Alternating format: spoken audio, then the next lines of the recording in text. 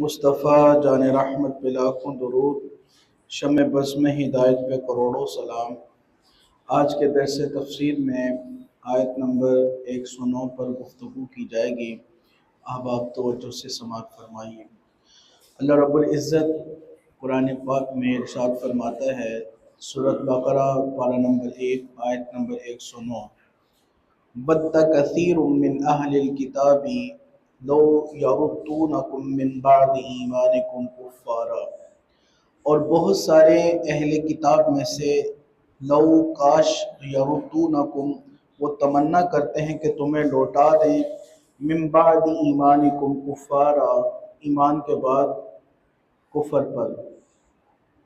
حسد کی وجہ سے، من عند انفسہم جو اپنے دل میں انہوں نے حسد پال رکھا ہے، من بعد ما تبین لہم الحق اس بات پر کہ ان پر حق بھی واضح ہو چکا ہے، باوجود اس کے کہ حق ان پر خوب واضح ہو چکا ہے،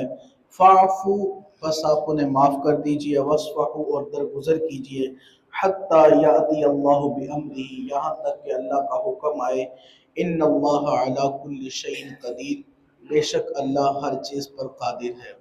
اس آیت مبارکہ کا شان نزول سماعت فرمائیے۔ جنگ احد کے بعد یہودیوں کی ایک جماعت، یہودیوں کے ایک ٹولے نے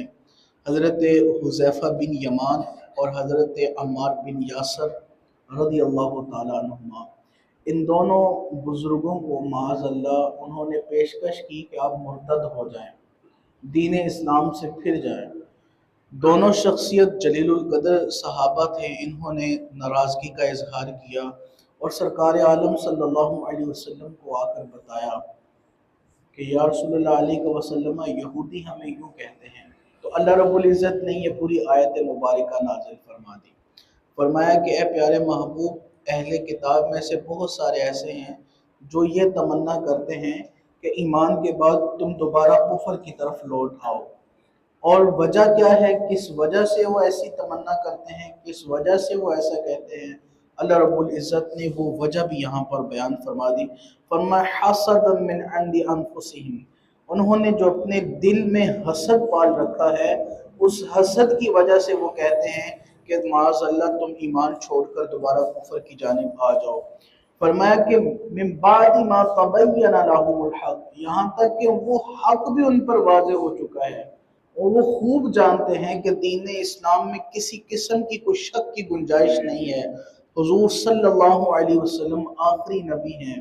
یہ جاننے کے باوجود وہ ایسی تمنا رکھتے ہیں کہ پیارے محبوب صرف حسد کی وجہ سے۔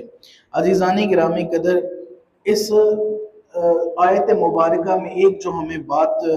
سمجھ میں آتی ہے وہ یہ ہے کہ حسد ایک ایسی بیماری ہے جو انسان کو نیکیوں کی جانب نہیں آنے دیتی، جو انسان کو اللہ کا قرب نہیں دیتی، اللہ سے دور کر دیتی ہے۔ حضرت سیدنا ابو ہریرہ رضی اللہ تعالیٰ عنہ حدیث پاک کے راوی ہیں، سرکار عالم صلی اللہ علیہ وسلم نے فرمایا، ابو داؤد کی روایت ہے، حضرت ابو ہریرہ فرماتے ہیں رسول کائنات صلی اللہ علیہ وسلم نے ارشاد فرمایا، حسد سے دور رہو کیونکہ حسد نیکیوں کو اس طرح کھا جاتا ہے جس طرح آگ خشک لکڑیوں کو کھا جاتی ہے۔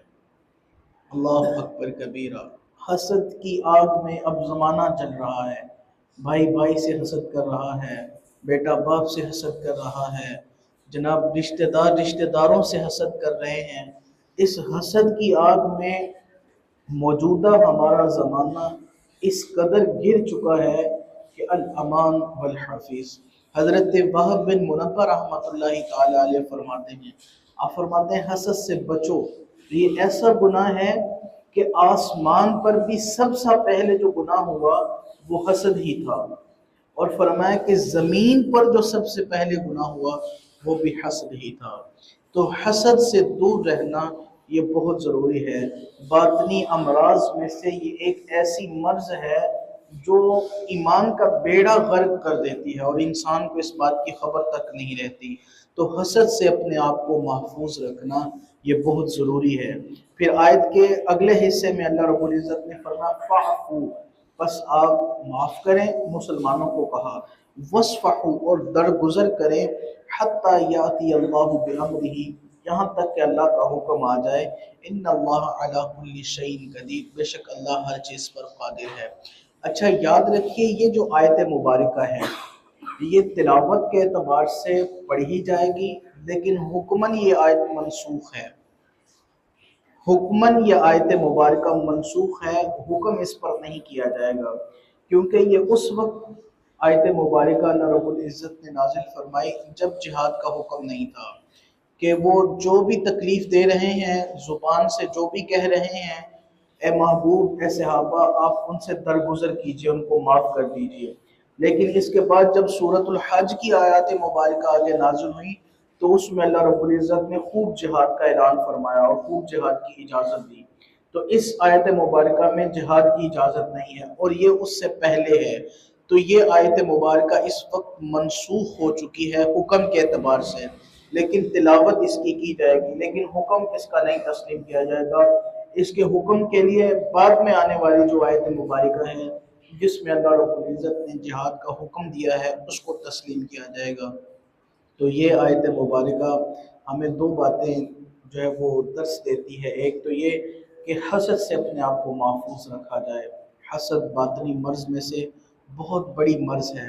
اور دوسری جو ہمیں بات سمجھ میں آتی ہے کہ آیت مبارکہ کے ناسخ اور منسوخ کی تعلیم حاصل کرنا یہ بھی بہت ضروری ہے۔ تو اللہ رب العزت کی بارگاہ میں دعا کریں گے خالق کائنات اللہ عز و جل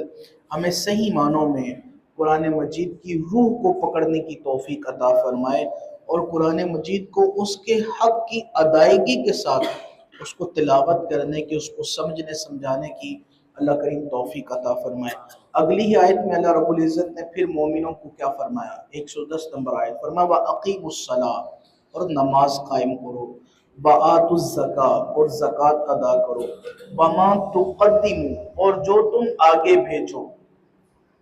بڑے خوبصورت الفاظ ہیں، وَمَا تُقَدِّمُوا اور جو تم آگے بھیجو، لِأَنفُسِكُمْ اپنے لیے، مِنْ خَيْرٍ بھلائی سے، کہ جو بھی تم بھلا کام کرو، جو بھی تم نیکی کرو اور اپنے آگے کے لیے جمع کر رہے ہو، تَجِدُوهُ عِنْدَ اللَّهِ تو اسے تم اللہ کے بارگاہ میں ضرور پاؤ گے، إِنَّ اللَّهَ بِمَا تَعْمَلُونَ بَصِيرٌ بے شک اللہ اس کو جاننے والا ہے جو تم کرتے ہو، اللہ اس کو دیکھنے والا ہے۔ یہاں پر بھی جو ہمیں اللہ رب العزت نے خوبصورت الفاظ میں جو ہماری تربیت اور اصلاح فرمائی ہے، سب سے پہلے تو نماز کی ادائیگی کا حکم دیا، زکوٰۃ کی ادائیگی کا حکم دیا، پھر فرمایا وَمَا تُقَدِّمُوا لِأَنفُسِكُمْ مِنْ خَيْرٍ اور بھلائی کا جو بھی کام کر کے تم اپنے آگے کے لیے جمع کرتے ہو یا اپنے آگے کے لیے بیچتے ہو، تَجِدُوهُ عِنْدَ اللَّهِ تو وہ چیز تم اللہ کے ہاں ضرور پاؤ گے، إِنَّ اللَّهَ بِمَا تَعْمَلُونَ بَصِيرٌ بے شک اللہ اس کو دیکھنے والا ہے جو تم کرتے ہو۔ تو اب یہ انسان کی دوڑ ہے، انسان کی کوشش ہے کہ وہ اپنے آگے کے لیے کیا جمع کرتا ہے، اپنے آگے کے لیے حسد کا بوجھ اٹھاتا ہے یا نیکیوں کے دامن پھیلا کر کے اللہ کے حضور پیش ہوتا ہے، اپنے لیے وہ غرور و تکبر جمع کرتا ہے یا اپنے لیے عاجزی و انکساری کا مظاہرہ کرتا ہے، وہ اپنے لیے پاکیزہ معطر مطہر زندگی گزارنے کا سامان بناتا ہے یا دنیاوی عیش و عشرت میں شامل ہو کر وہ نہ تو سود کا خیال رکھتا ہے، نہ شراب کا خیال رکھتا ہے، نہ جوے کا خیال رکھتا ہے، نہ حرام کے کاروبار کا خیال رکھتا ہے، نہ نشہ بیچنے خریدنے کا خیال رکھتا ہے، تو پھر یاد رکھنا خیرن تجدوہ عند اللہ تو اللہ کے نزدیک جو تم پاؤ بھیجو گے یا تو وہ اچھا ہوگا یا برا ہوگا، اچھا ہوگا تو وہ بھی جمع ہے، برا ہوگا تو وہ بھی جمع ہے۔ اللہ رب العزت ہمیں اپنی آخرت کے لیے اچھا سامان جمع کرنے کی توفیق عطا فرمائے، اور اس اچھے کا اللہ کریم قیامت کے دن ہمیں اچھا نعم البدل اور اچھی جزا عطا فرمائے، آمین بجاہ طٰہٰ و یاسین۔